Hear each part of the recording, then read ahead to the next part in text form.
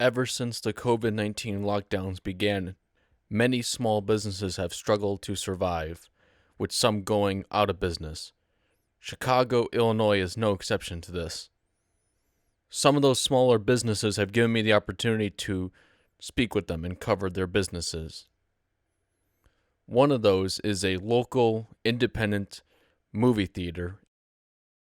The Music Box is Chicago's year-round film festival, we like to say. We show all sorts of films, independent, foreign films, documentary, classic films, special events, special guests.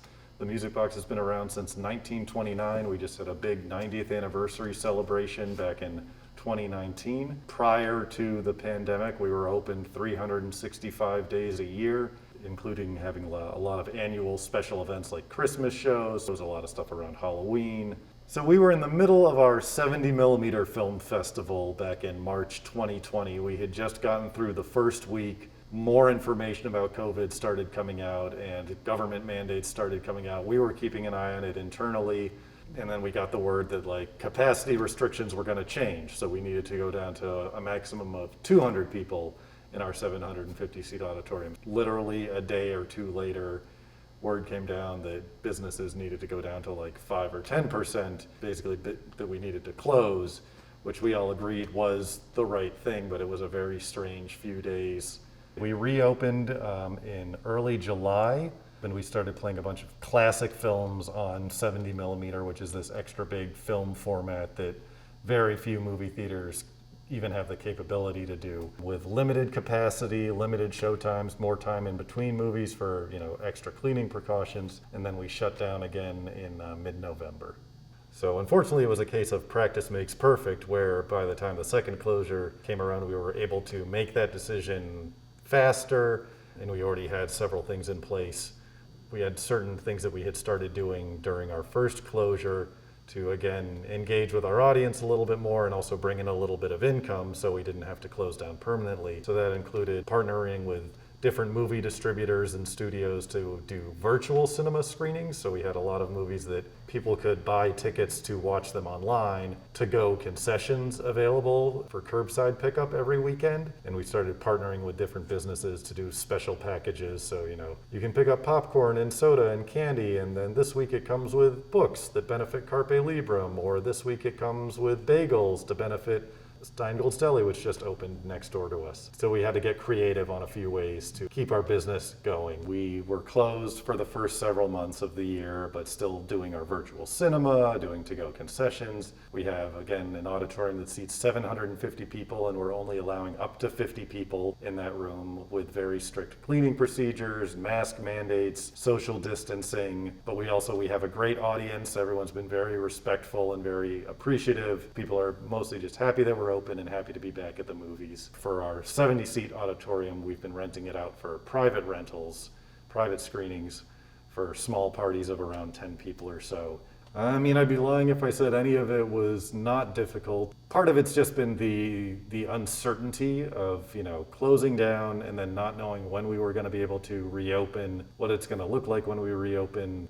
I think when we first shut down, we thought, kind of foolishly assumed when we reopened it would be back to business as usual. But of course that was not the case. So we've kept having to make adjustments in the before times. In pre-2020 there was a lot of thinking on the fly and making changes. And we were able to keep our entire floor staff on payroll through the end of May. We were fortunate that we were coming off of several very good years of the theater, so we had a nice little piggy bank of reserves to pull from. But at the end of May, when it was, we still had no idea when we'd be able to reopen. We were just didn't have enough to keep people on. We have had, bright moments during the pandemic. It's been really great seeing how supportive our audience has been. We've been talking for years about how we wanted to offer a Christmas ornament, but we would always get so busy. We're like, well, we have a little bit of time this year. Let's design an ornament. And we sent an email out about those and they sold out immediately, and so we did another run of those. Been open for a long time, and we have had people who've been coming to us for a long time and our audience just wants to make sure that we're still around. We're in a good position. Like I said before, we were coming off of several very good years. We're able to have a bit of a backbone to support us during this. Hopefully we'll look at this as just, sort of a hiccup along the way. But we wouldn't have been able to persevere without the support of, a lot of our staff along the way. We are planning at the end of March to reopen for 7 days a week again. So we are hopeful for the future, and we've got plans in place for how we're able to continue moving forward. There's several different ways people can help. Watching a movie on Music Box Direct, to-go concessions from us.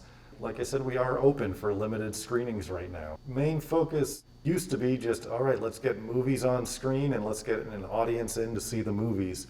And then that got taken away from us by COVID. And so we had to come up with all of these different things that venues we would not have ever gone down. Like we never even had discussions of, hey, we should start playing our movie, making our movies available to watch online instead of at the theater.